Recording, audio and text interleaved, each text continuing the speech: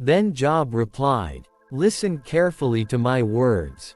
Let this be the consolation you give me. Bear with me while I speak. And after I have spoken, mock on. Is my complaint directed to a human being? Why should I not be impatient? Look at me and be appalled. Clap your hand over your mouth. When I think about this, I am terrified. Trembling seizes my body. Why do the wicked live on, growing old and increasing in power? They see their children established around them, their offspring before their eyes. Their homes are safe and free from fear. The rod of God is not on them. Their bulls never fail to breed. Their cows calve and do not miscarry. They send forth their children as a flock. Their little ones dance about. They sing to the music of timbrel and lyre. They make merry to the sound of the pipe. They spend their years in prosperity, and go down to the grave in peace. Yet they say to God, leave us alone. We have no desire to know your ways. Who is the Almighty, that we should serve him? What would we gain by praying to him? But their prosperity is not in their own hands. So I stand aloof from the plans of the wicked. Yet how often is the lamp of the wicked snuffed out? How often does calamity come upon them? The fate God allots in his anger.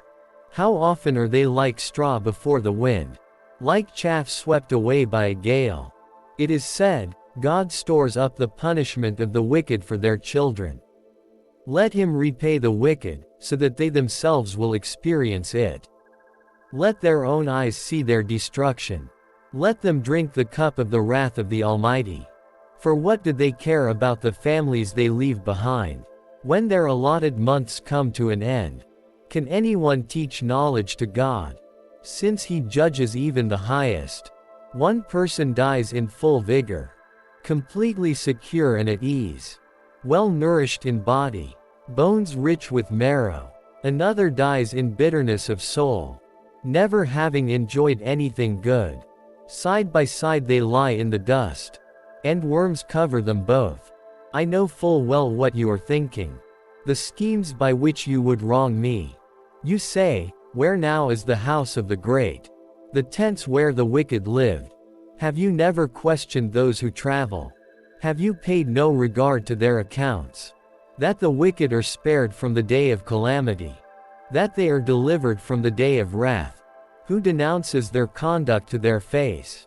Who repays them for what they have done? They are carried to the grave, and watch is kept over their tombs. The soil in the valley is sweet to them. Everyone follows after them, and a countless throng goes before them. So how can you console me with your nonsense? Nothing is left of your answers but falsehood.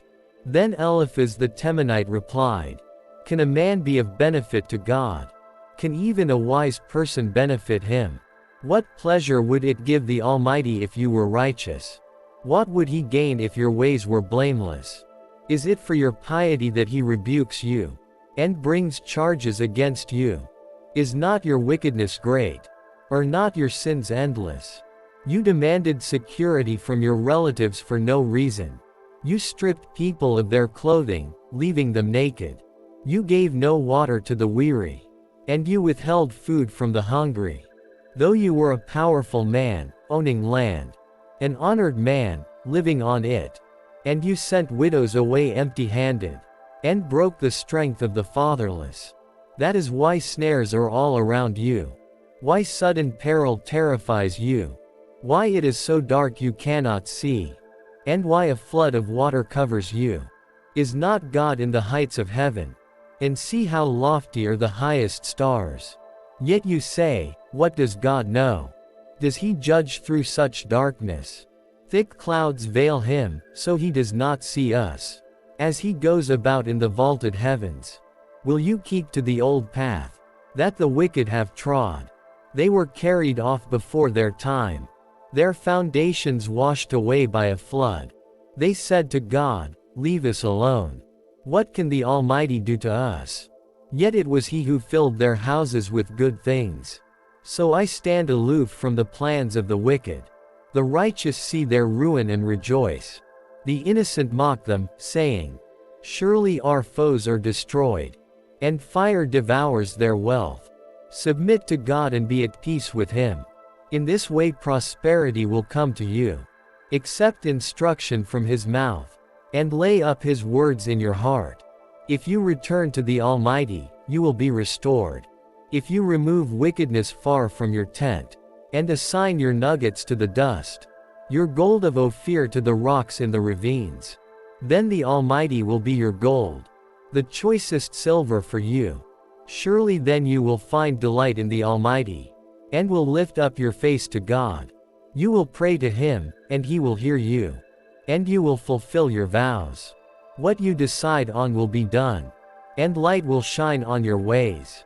When people are brought low and you say, "Lift them up," then He will save the downcast. He will deliver even one who is not innocent, who will be delivered through the cleanness of your hands. Then Job replied, "Even today my complaint is bitter. His hand is heavy in spite of my groaning. If only I knew where to find Him. If only I could go to His dwelling. I would state my case before Him, and fill my mouth with arguments.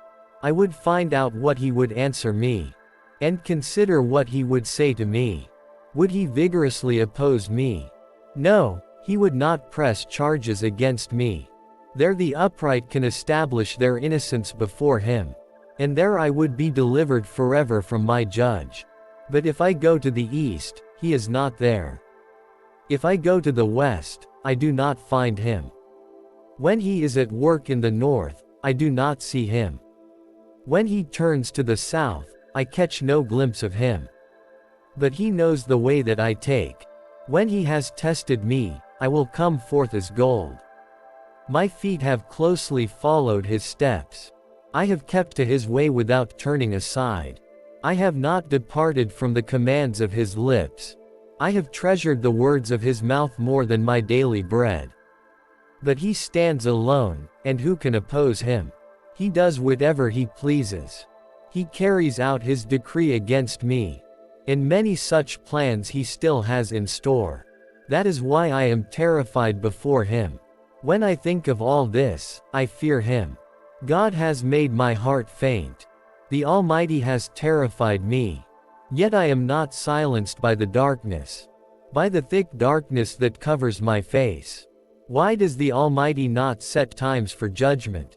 Why must those who know Him look in vain for such days?